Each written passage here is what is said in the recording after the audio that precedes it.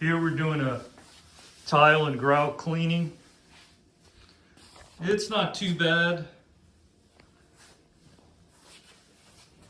Guess you could kind of, let's try to find the grout line.